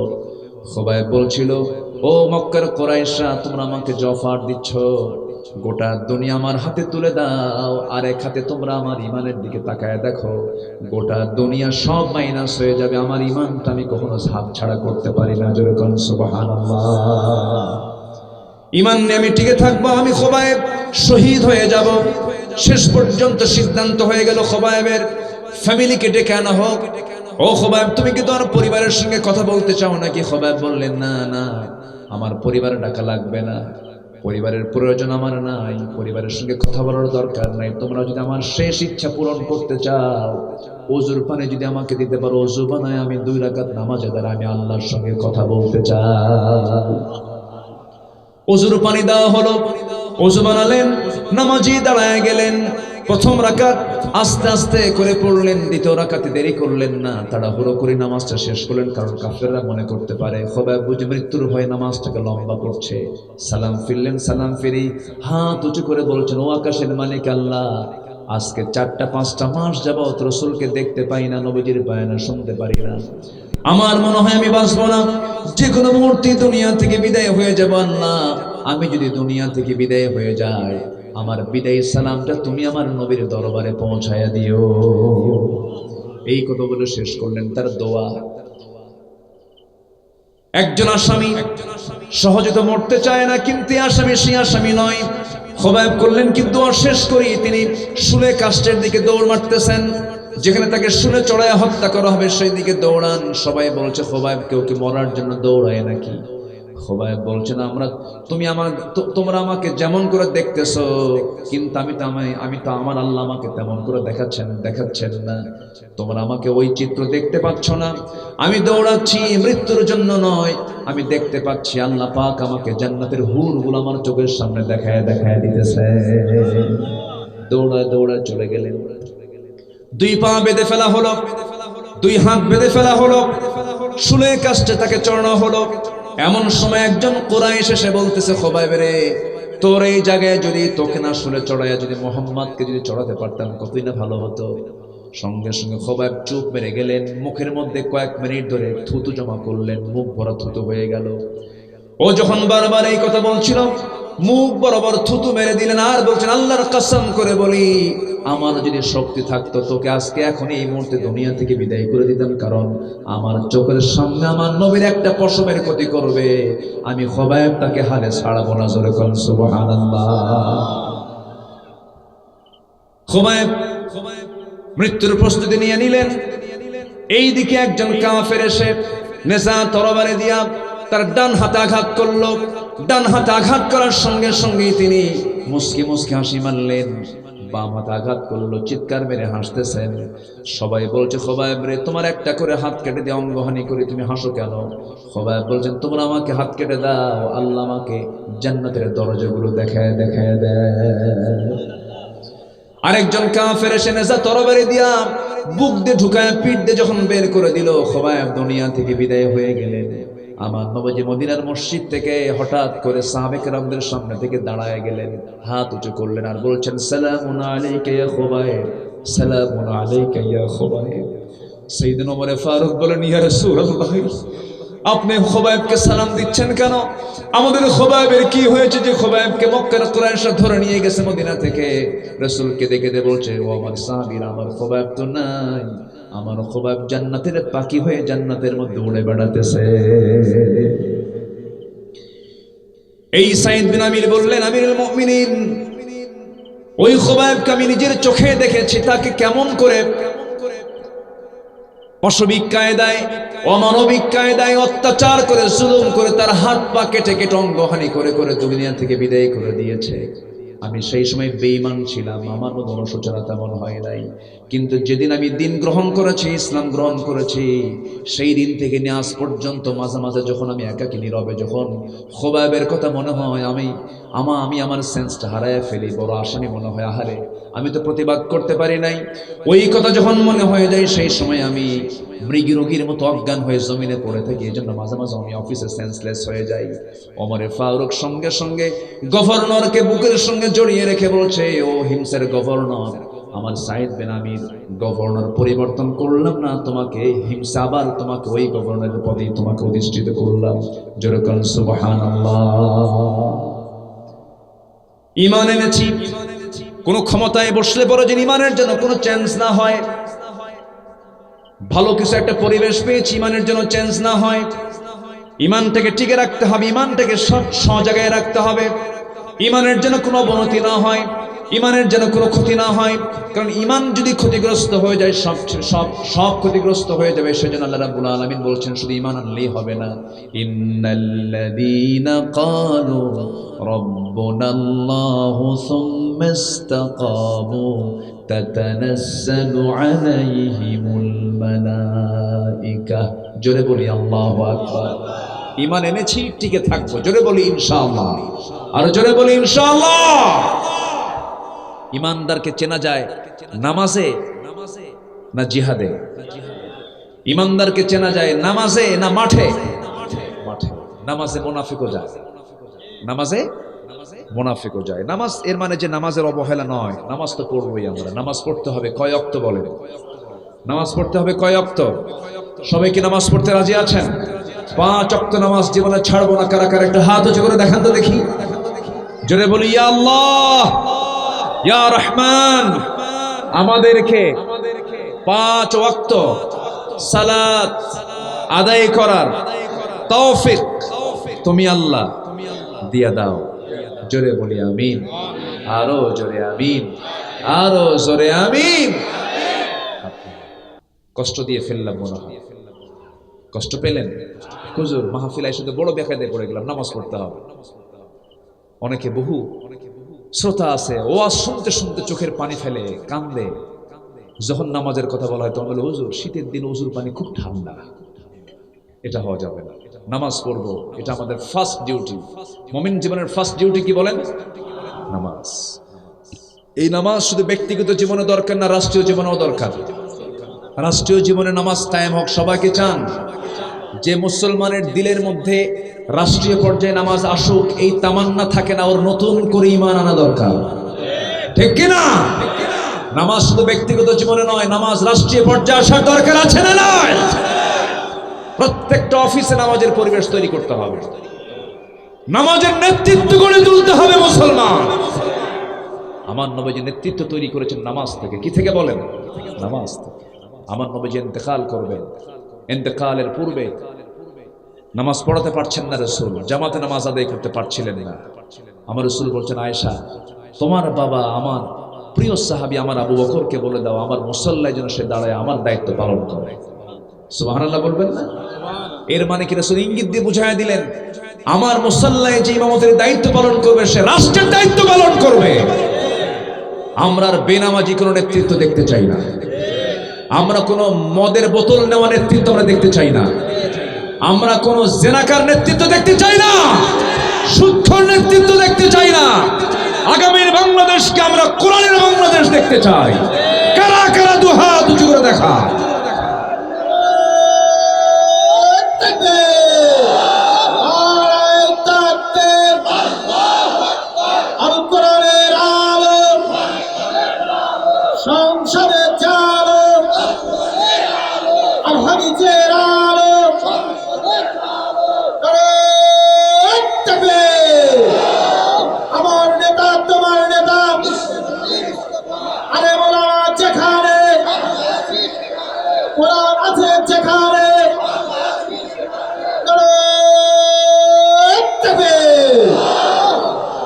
আল্লাহ কবুল করুন, জোরে বলে আমিন। নাম্বার 6, নাম্বার 5 আমরা দান করব কার পথে? আসতে বলবেন না, কার পথে? কার সন্তুষ্টির জন্য? না সভাপতি হওয়ার জন্য? বলেন বলেন, কার সন্তুষ্টির জন্য? আমার সভাপতি করবা, 2 লাখ দেব। আছে কিনা? আছে না? আছে না নাই? টাকা দিয়ে সভাপতি পদ কেন? দান করে না। ওটা কি দান?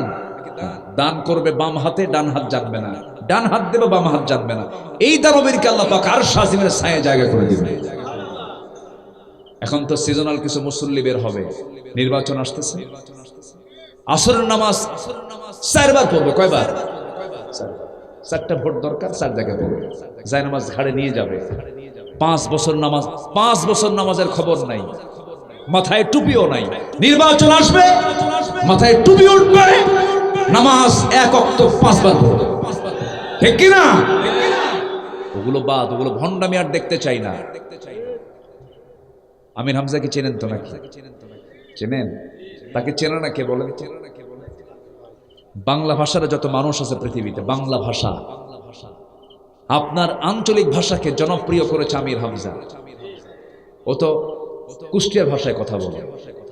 আমার একদিন বলতেছে, ভাই আমার ফ্যামিলি আপনার ওয়াজের খুব ভক্ত, তো আমাকে বলে তুমি কি একটু শুদ্ধ বইয়ের ভাষায় একটু ভালো করে কথা বলতে পারো না? তা আমি তাকে জবাব দিয়ে বললাম, ভাই আপনি পারবেন কেমন? আপনার কোরআন তেলাওয়াত তো কুষ্টিয়ার মতো। ঠিক আছে না?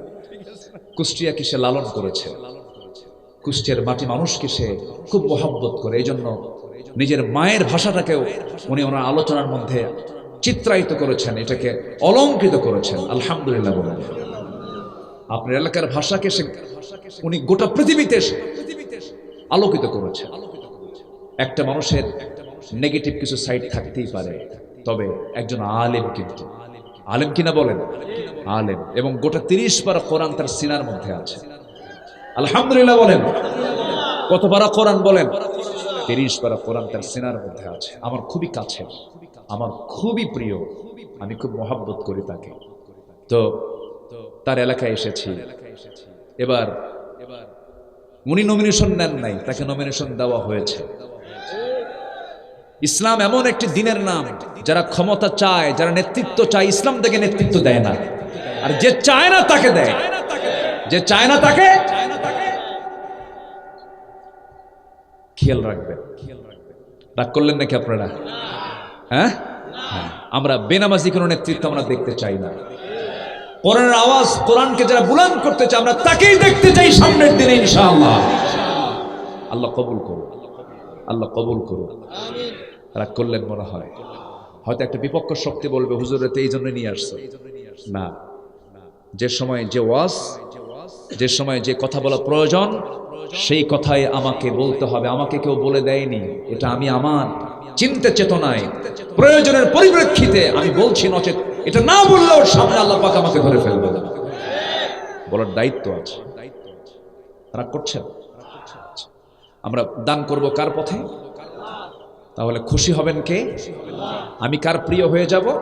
আল্লাহর প্রিয় হয়ে যাব। কার খুশির জন্য দেব আমরা? আল্লাহর খুশির জন্য। নাম্বার 6 হলো আল্লাহর জিকির আমরা করব। কেমন করে জিকির করবেন? আমার দেশে তো হালকা জিকির আছে, ভারী জিকির আছে, ন্যাংটা জিকির আছে। আছেন এরকম? আছে না জিকির? আছে। আল্লাহর নাম কি বলেন? আল্লাহ বলেন, বলেন আল্লাহর নাম কি? আরো জোরে, আরো জোরে, আরো জোরে। আর কিছু কিছু দরবারের জিকির আছে, আছে কিনা বলেন? অদ্ভুত অদ্ভুত জিকির। জিকির করতে করতে কিছুক্ষণ পর পায়জামা নাই, কিছুক্ষণ পর পর্দা নাই, উল্টা পাল্টা। এগুলো হচ্ছে ইবলিসের পাঠশালা। যেখানে পাবেন 1.5 হাত লাঠি দিয়ে শুধু পিটাবেন, কিছুক্ষণ সব সোজা হয়ে যাবে। বদমাইশ এগুলো। গাঁজা খায় আর কয় গাঁজা নাকি বেহেশতের গাছ। দেখছেন কত বড় বদমাইশ। আল্লাহ তুমি এই সমস্ত ফিতনা থেকে জাতিকে বাঁচাও। জোরে বলি আল্লাহুম্মা আমিন। কোন পাগল কখনো আল্লাহওয়ালা হতে পারে না। যাদের মোষ বড়, দাড়ি বড়, মাথার চুলের মধ্যে উকুন থাকতে থাকতে উকুন পর্যন্ত বিরক্ত হয়, কয় এটা কি মাথা নাকি? এটা তেলও দেয় না। উকুন থাকতে থাকতে উকুন পর্যন্ত বিরক্ত। গাজার গন্ধে মশা পর্যন্ত বলতে হয়, এত গাজা মানুষ খায়। আর সেই দরবারের নাকি বরকতময় দরবার, এগুলো ভণ্ড দরবার, ঠিক কিনা বলেন? নামাজ আছে যেখানে, আমরা আছি সেখানে। মস্তিষ্ক বিকৃত, পাগল, অসামাজিক ব্যক্তিত্ব, ব্যক্তিত্বহীন এই সমস্ত ব্যক্তি কখনো আল্লাহওয়ালা হতে পারে? সালার চট পড়ে থাকে, ও আল্লাহ কিসের? ও তো মানুষই না, ও নিজের মানুষ একটা শ্রেষ্ঠ জীব, একটা শ্রেষ্ঠ মাখলুক, এটা সে খেলাফ কাজ করেছে। সে সালার চট পড়ে অসামাজিক হয়ে গায়ের গন্ধে কাছে যাওয়া যায় না। একটা প্রাণী আছে খুব গায়ের গন্ধ,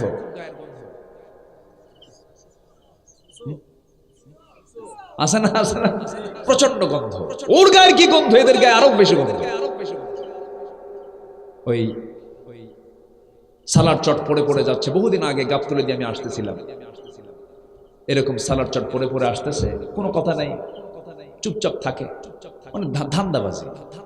পিছন থেকে কিছু লোক ডাকতেছে, বাবা, ও বাবা। আমার দেশে বাবার তো অভাব নাই, বুঝলেন?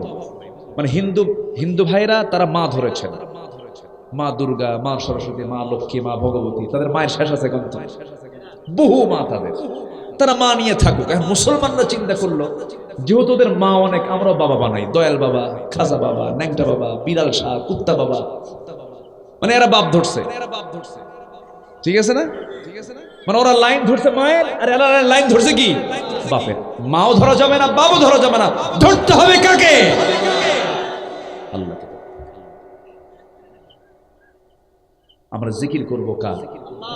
এক জায়গায় না, সব জায়গায়। জিকির কাকে বলে জানেন? সুদ আমার সামনে আসছে, সুদ খেলাম না, এটা কার জিকির? বলেন কার জিকির? আমার সামনে নেশার একটা বোতল চলে আসছে, নেশা করলাম না, কার জিকির? আমার সামনে একটা সুন্দরী নারী অর্ধলগ্ন হয়ে দাঁড়ায় আছে, তাকালাম না, কার জিকির? জিকির মানে কি? হু হু। রাগ করতেছেন নাকি আপনারা? এটা হচ্ছে জিকির। জিকিরের বহু লম্বা লম্বা ব্যাখ্যা আছে।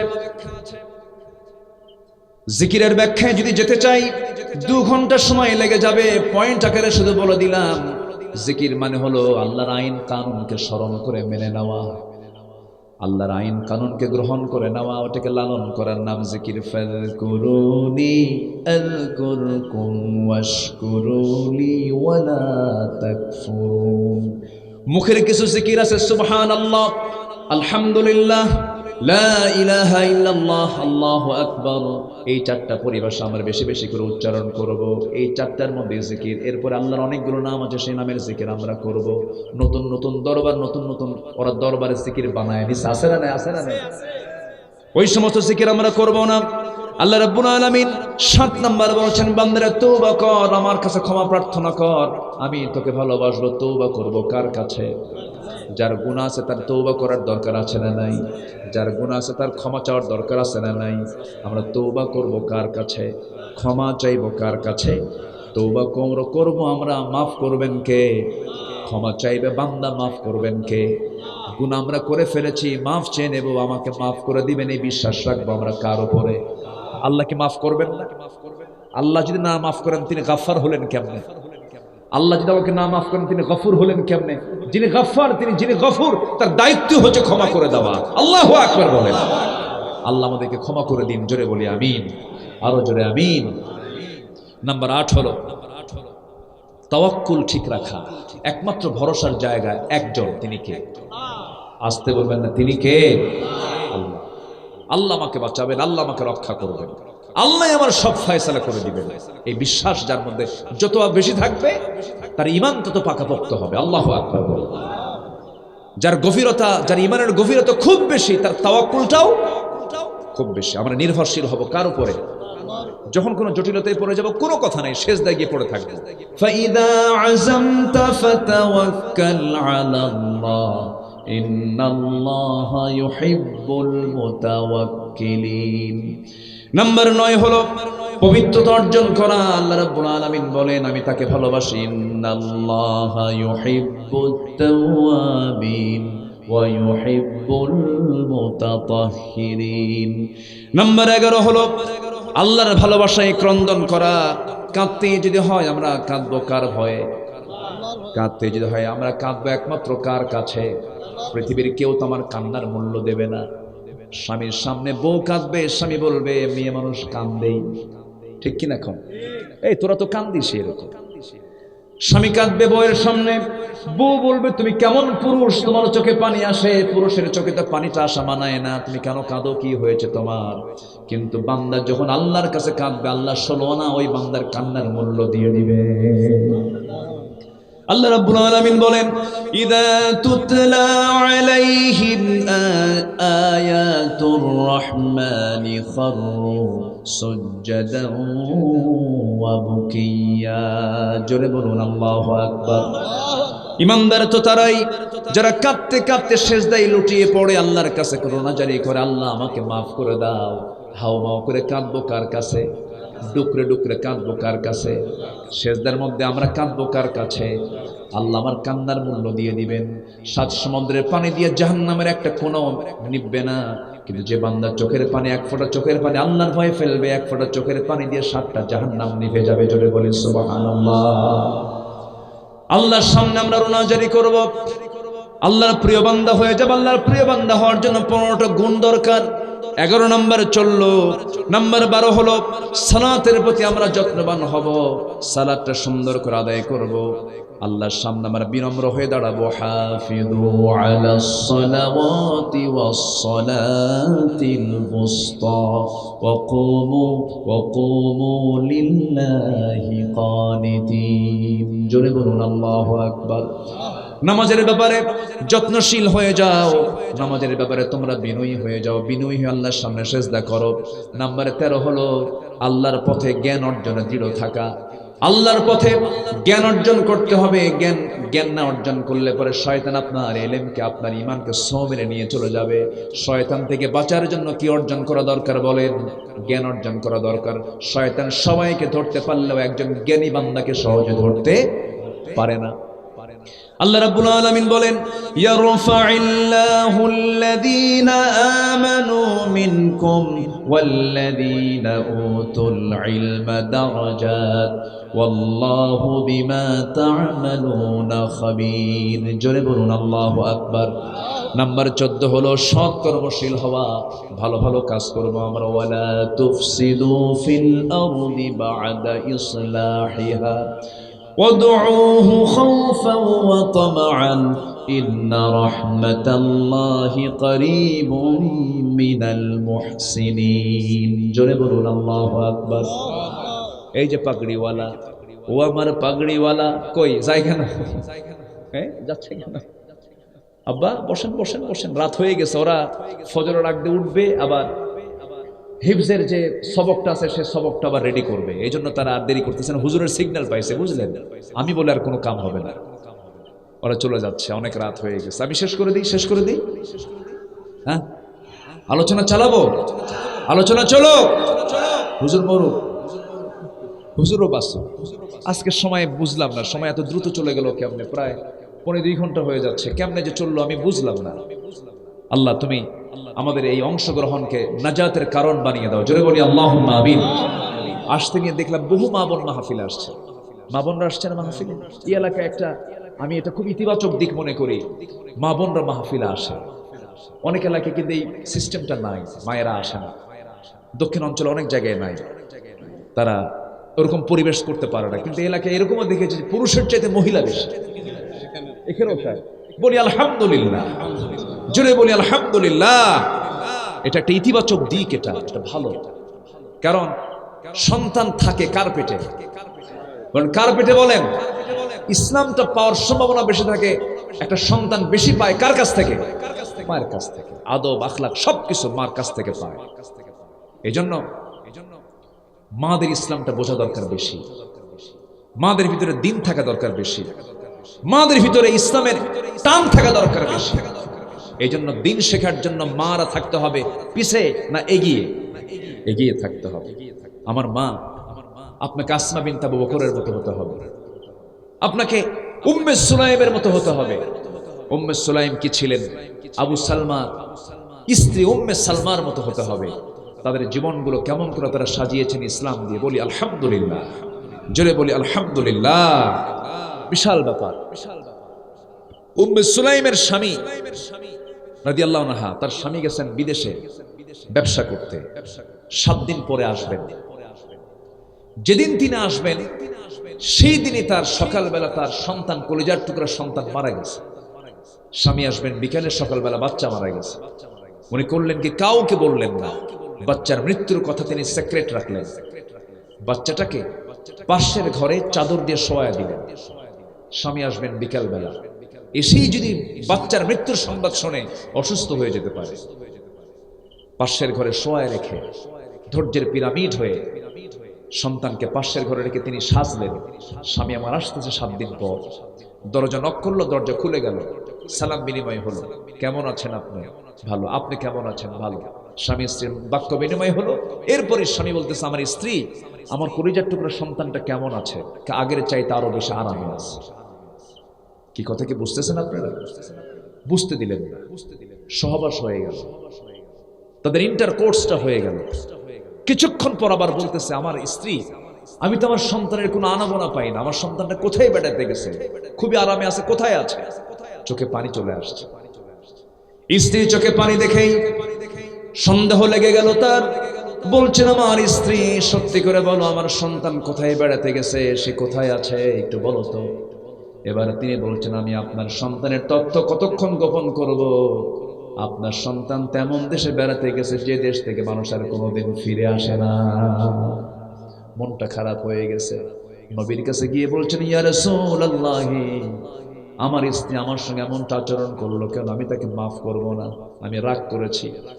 আমার সন্তান মৃত্যুর তথ্য সে কেন গোপন করলো? আমাকে আগে বললো না। এবার রাসূল বলছেন, কি হয়েছে? এই অবস্থা হয়েছে। রাসূল খুশি হয়ে বলছেন, ও আমার সাহাবী, গতকাল উম্মে সুলাইম তোমার সঙ্গে যে আচরণটা করেছে, উম্মে সুলাইম তার গোটা জিন্দেগীর শ্রেষ্ঠ আমল তার গতকালকে সে করে ফেলেছে। আমি তোমাদের দম্পতি, তোমরা দম্পতি দুজনের জন্য দোয়া করি, পরিবারের জন্য দোয়া করি, আল্লাহ পাক যেন তোমাদেরকে একটা নেক সন্তান দান করেন। নবীর দোয়া কবুল হয়ে গেছে। পরবর্তীতে এমন একজন সন্তান পৃথিবীতে আসলেন, জগদ্দন্য মুহাদ্দিস, যেরকম সুবহানাল্লাহ। তারা কি ছিলেন? আল্লাহ তুমি এলাকার মা বোনদেরকে এমন সাহাবীদের গুণ অর্জন করার তৌফিক দিয়ে দাও। জোরে বলি আমিন। আসমা বিনত আবু বকর, আমার নবীজির প্রিয় সাহাবী আবু বকর সিদ্দিকের মেয়ে ছিলেন, বড় মেয়ে ছিলেন আসমা। তার ছেলে ছিলেন আব্দুল্লাহ বিন জুবাইর রাদিয়াল্লাহু তাআলা আনহু। হাজ্জাজ বিন ইউসুফের সময় যুদ্ধ শুরু হয়ে যায়। সেই যুদ্ধের ময়দানে মুসলিম মুজাহিদদের নাক কাটতেছে, কান কাটতেছে, শরীর বিকৃতি করে তাদেরকে মেরে ফেলছে। আব্দুল্লাহ বিন জুবাইর এসে বলছে, মা, তুমি তো বুড়া হয়ে গেছো, আমি যুদ্ধে কি যাব? কেন, কি হয়েছে? যুদ্ধে না, ওই বিদ্রোহী শক্তিরা মুসলিম মুজাহিদের নাক কাটতেছে, কান তুলে নিচ্ছে, চোখ তুলে নিচ্ছে, কেটে ফেলতেছে, কি করা যায়? আমি কি যাব মা? আব্দুল্লাহ বিন জুবাইরের সন্তানের কথার জবাবে 70 ঊর্ধ্ব বয়স, যাকে জাতুন নিতাকাইন বলা হয়, আসমা বিনত আবু বকর সিদ্দিক রাদিয়াল্লাহু তাআলা, তিনি বললেন, কলিজার টুকরা সন্তান, তুই আমারে কি বলতে চাস? তুই কি আমারে বলতে চাস যে তুই জিহাদে যাবি না? এমন শব্দ চয়ন আমার মুখ থেকে হবে না। আমি তোকে যে কথাটা বলতে চাই সেটা হলো, তুই যুদ্ধের ময়দানে চলে যাবি। যুদ্ধের ময়দানে যুদ্ধে অংশগ্রহণ করার পর তুই শহীদ হয়ে যাবি। এরপরে তুই দুনিয়া থেকে বিদায় নিবি। তোর হাত কাটুক, তোর পা কাটুক, তোর কান কেটে ফেলুক, তোর চোখ তুলে ফেলুক, তোর এগুলো চিন্তা করার দরকার নেই। কারণ একটা ছাগল জবাই করার পরে সে ছাগলটা কিমা করে খাক আর ভুনা করে খাক, ছাগলটা টের পায় না। তুই জিহাদে যাবি, তুই শহীদ হবি, আমি শহীদের মা হওয়ার গৌরব অর্জন করব। যেরকম সুবহানাল্লাহ। কি মা দেখছেন, বুড়া মানুষ শহীদ হয়ে গেছেন সন্তান আব্দুল্লাহ বিন জুবাইর। মায়ের কাছে সংবাদ চলে এলো, লাশ তার কাছে এখন আসে নাই। ওই লাশ করেছে কি হাজ্জাজ বিন ইউসুফের লোকেরা। শুধু তাকে মেরেই ফেলে নাই, শহীদ করে ফেলে নাই, তার পা দুটা উল্টা করে গাছের সঙ্গে ঝুলায় রাখছে। 3টা দিন চলে গেছে, ভয়ে কেউ তার লাশটা নামাতে সাহস পায় নাই। যুগে যুগে কিছু জালিম শাসক ছিল। এই সময় আসমা বিনতে আবু বকর নিজেই চলে গেলেন, গাছের নিচে গিয়ে দেখেন লাশটা ঝুলায় রেখেছে উল্টা করে। নিজেই তিনি সেখানে দাঁড় করে একজনকে উঠায় দিয়ে বললেন, লাশটা নামাও। লাশটা নামানো হলো। সন্তানকে চুম্বন করলেন, সন্তানকে আদর করলেন। বহু লোক এখানে জমা হয়ে গেল। সেই সময় আসমা বিনতে আবু বকর একটা হাদিস বর্ণনা করেন।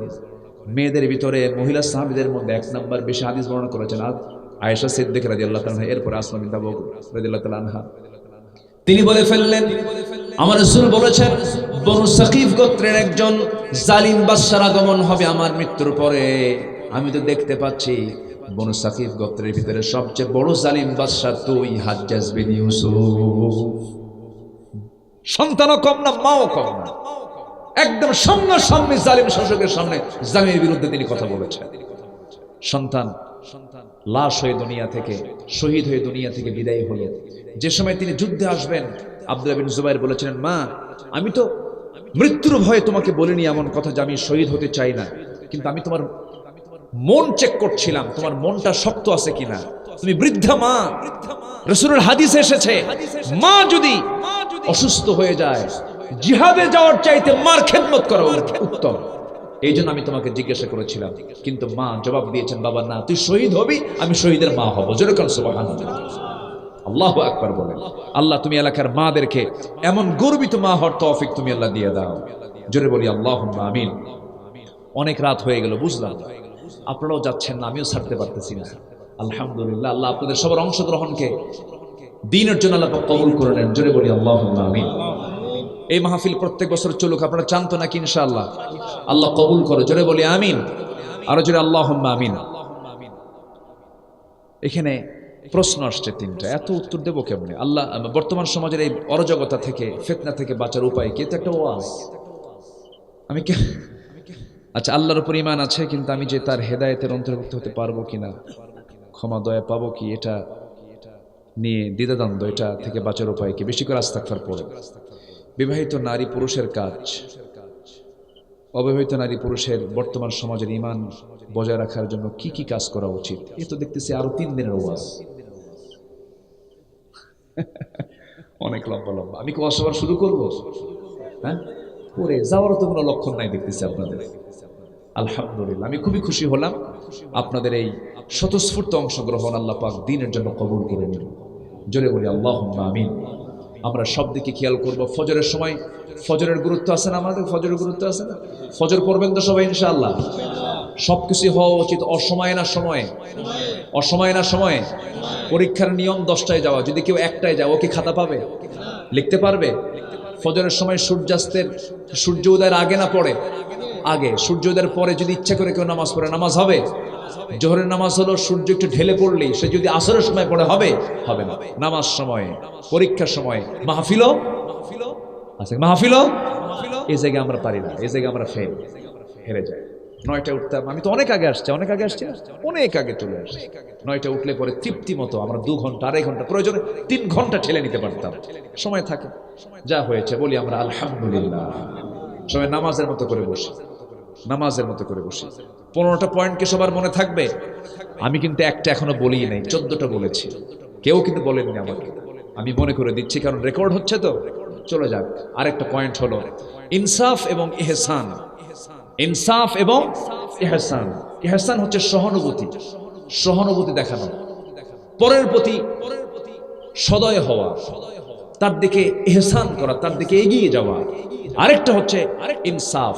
ইনসাফ হচ্ছে এমন একটা কাজ যার যে প্রাপ্যতা বুঝিয়ে দেওয়া, যার যে প্রাপ্যতা বুঝিয়ে দেওয়া। ইন্নাল্লাহা ইয়া'মুরু বিল আদল ওয়াল ইহসান ওয়া ইতা'i যিল কুরবা ওয়া ইয়ানহা আনিল ফাহশাই ওয়াল মুনকারি ওয়াল বাগি ইয়া'যিকুম লা'আল্লাকুম তাযাক্কারুন। এই আয়াতটা গোটা কোরআনের মধ্যে একটা সবচেয়ে ব্যাপক অর্থবোধক একটা আয়াত। আল্লাহু আকবার বলেন। সবচেয়ে ব্যাপক অর্থবোধক আয়াত হচ্ছে সূরা নাহলের এই 90 নম্বর আয়াত, যেখানে আল্লাহ পাক ইহসান নিয়ে, ইনসাফ নিয়ে, আদালত নিয়ে কথা বলেছেন। আমরা এটাকে ঠিক রাখবো। আমরা প্রিয়ভাজন হয়ে যাব কার? কার প্রিয়ভাজন হয়ে যাব? আমি যদি আল্লাহর প্রিয় হই, আল্লাহ আমাকে জান্নাতে, জাহান্নামে দিবেন? আগে প্রিয় আল্লাহ আমাদের, আগে সবার আগে জয় করতে হবে কাকে? আমরা কাকে জয় করবো আগে বলেন? আল্লাহকে। আল্লাহকে জয় করলে আর কাউকে লাগবে না। কাউকে লাগবে আমাদের? কাউকে লাগবে না। আমরা প্রথম আগে আল্লাহর দফতরকে খুশি করব, আর শাজিমকে আগে খুশি করব, সব আমার আমার আপনার হয়ে যাবে। আল্লাহ কবুল করুন।